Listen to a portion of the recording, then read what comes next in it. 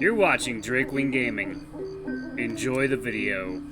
Hey guys and gals, Never here from Drakewing Gaming. It's something on Twitter, the Gaming Dragon. Today I'm coming back at you with a Let's Play episode of Tennis Ace, June's Path.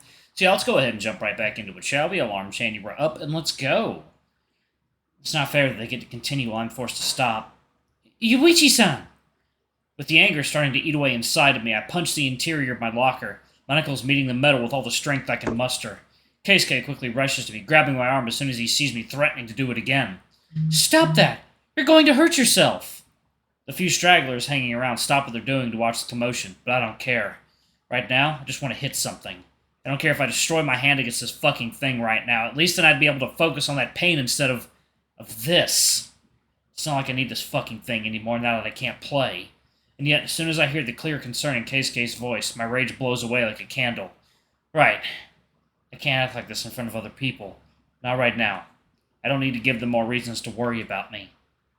Sorry. Are you okay? Is your hand bleeding or something? It's fine. It just stings a little. What were you thinking? You could have seriously hurt yourself. I wasn't. Not that it matters anyway. Can we go now? I want to get this over with. Okay.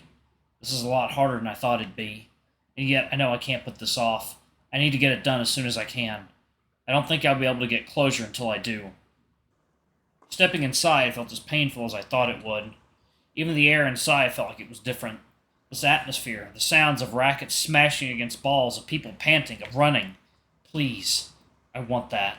Just let me do it one more time. Let me feel exhausted and out of breath. Let me feel like I'm barely hanging on during a difficult match. Let me feel like my whole body is on fire. Don't let it end. And yet... Yuichi-kun. Hey. Coach looks me up and down, his shoulders sagging once he gets a good look at me. I think this is the first time I've ever seen him look so emotive. And kind of miserable. I have to admit, a small part of me had hoped this was just a sick joke of Sayatan's. Sorry, sir, it really isn't. I see. Are you okay? You look a lot more down than you did a few minutes ago. I'm fine. I guess I underestimated how hard it would hurt me coming back here. Yeah, my locker was rough. I see. I don't think I can take much more of this, Coach. I don't think I can take much more of this. Coach, could you round everyone up so I can get this done already? I really need to be away from here right now. I'm sorry. I get that. Give me a minute.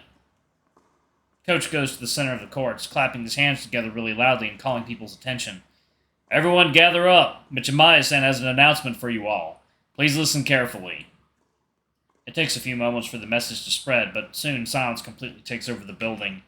With all eyes on me, I suddenly feel nervous in a way that I never have before. I'm not usually the type to get nervous standing in front of people. Hey there, everyone. I thank you all for your attention.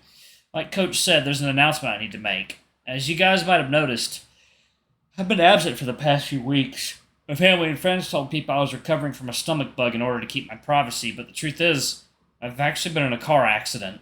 As soon as the words car accident are uttered, I see many eyes widening, people getting to whisper to each other, a few of the girls covering their mouths with their hands, things like that.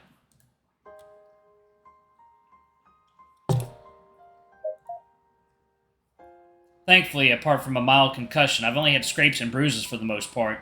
Nothing that will hurt my quality of life too much or that put me in serious danger. However, I reached down, pulling up the leg of my pants all the way to my knee, showing off my knee brace. It's definitely a bit awkward to do that while being held up by crutches. At one point, I nearly lose my balance, showing off just how pathetic I am right now. Sadly, my knee got hurt pretty bad. I suffered an ACL tear, some bone shattering that needed reconstruction, torsion, etc. The prognosis was pretty bad and I needed surgery to fix it. My doctor said that while I will eventually be able to walk normally, my knee won't ever be the same. I'll only recover about 80 or 90% of my mobility, and it will be much more fragile than before. Well, simply put, I won't be able to play tennis anymore. As such, this will be my last day as a member of this club.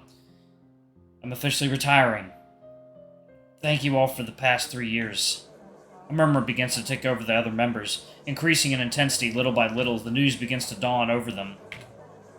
Despite my best attempts to stop it, I can feel tears beginning to form in my eyes. I don't want to be seen like this. I want to get away from here as soon as I can. And yet, before I even realize what is happening, I'm surrounded by many of my teammates. Some of these faces are people I've known since junior high, people I've seen almost every day for years. I am given hugs, words of comfort, pats on my back, a variety of things. It's overwhelming. I don't know how to react. I don't know what to say. I end up just standing there for several minutes, listening to the goodbyes from my clubmates. It's so strange. I've been a lone wolf the entire time that I've been here. I've never been much for socializing, but I'm still being shown so much affection from these people. My chest hurts. Before long, and once I'm finally able to, I slip away when I still have some of my composure left. Thank you, from the bottom of my heart. A few minutes later, by the time I was finally able to leave, I had more or less managed to get a grip and pull myself back together. Saya and Keisuke tried insisting on coming with me, but I didn't want to get in the way of their training, so I excused myself regardless. Stepping outside and taking a deep breath, it's like the air I'm breathing is the freshest I've ever had. Despite the dully throbbing pain still noticeable at the back of my mind, I feel somewhat better. Not as hollow as I thought I would. Sadly, it seems that I did have some hope that this would magically fix the sad emptiness inside of me after all. Alas, none of these magical fixes seem to be getting handed out today. June notices me when I step out, quickly making his way to me, looking me up and down with worried eyes.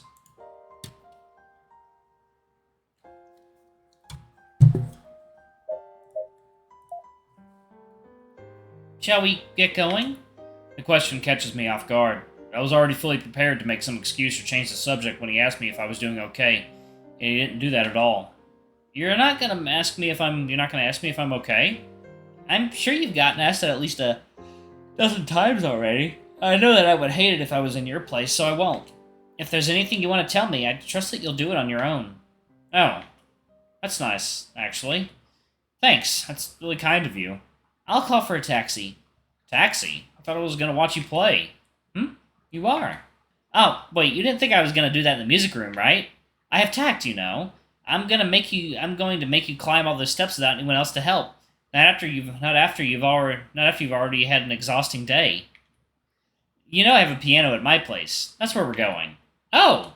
Huh. I didn't think. For some reason, this revelation has me a little embarrassed. We did start dating just yesterday, right? And now I'm going to his place already. I mean, I know I've been there before, but the first time after you start dating is supposed to be different, right? Right? Hello?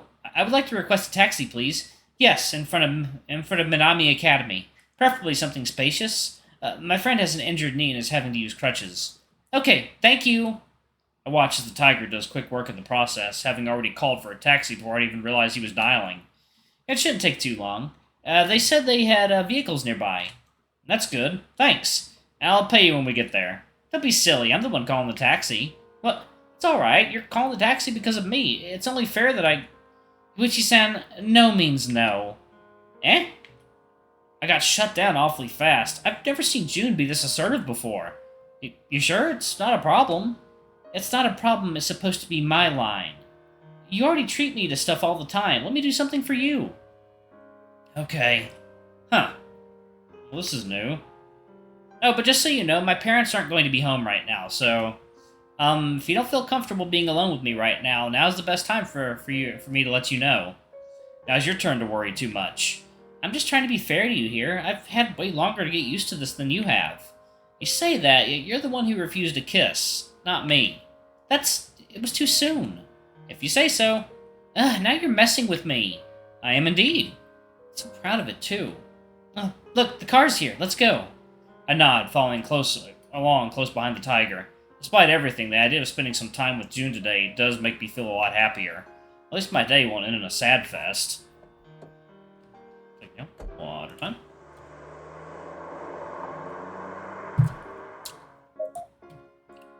I have to admit, I could get used to being driven around everywhere.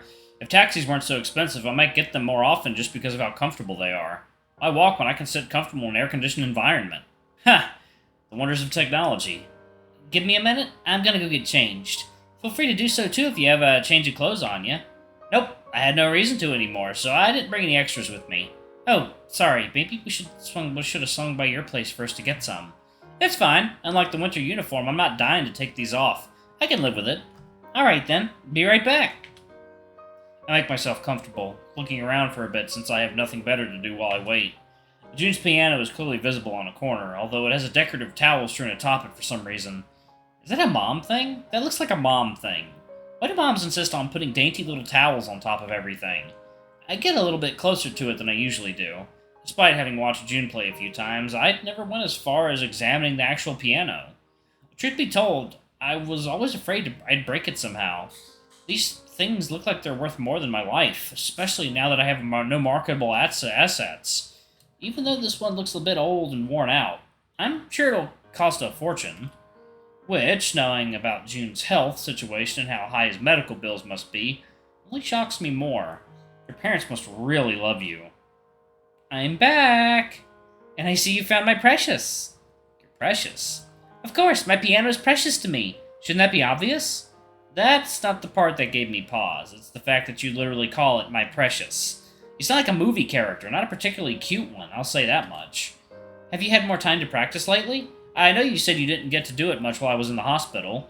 I touched a little more over the weekend. It was nice. I'm actually learning a new piece, not really for a competition or anything, just because I like it. Yeah? Any chance I know it?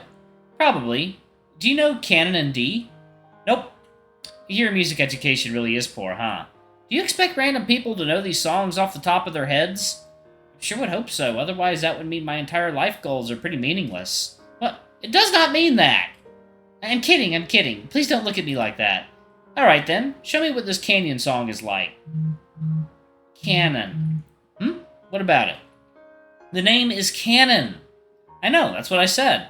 No, you said you know what? Forget it. Not important. Huh? Did I mess up somehow? Here, just let me. June pulls out his bench, sitting down and adjusting himself in front of the piano. It's funny to see that his routine before playing is the same one that he does when I see him perform for a live audience. Stretching his fingers, checking his height, running his fingers over the keys, stepping on the pedals without making a sound. I suppose this is a pianist's version of a warm-up routine. Oh, just be careful not to drop your jaw on the floor, okay? Alright, y'all. I'm gonna go ahead and pause it right there, right at the mark. And we will see June's performance in the next video. Thank you all so much for watching. Don't forget to like, comment, subscribe, ring that notification bell, and check out our Patreon or YouTube memberships if you can. It always helps. Anyway, I love you all, and I'll see y'all in the next video. Bye-bye!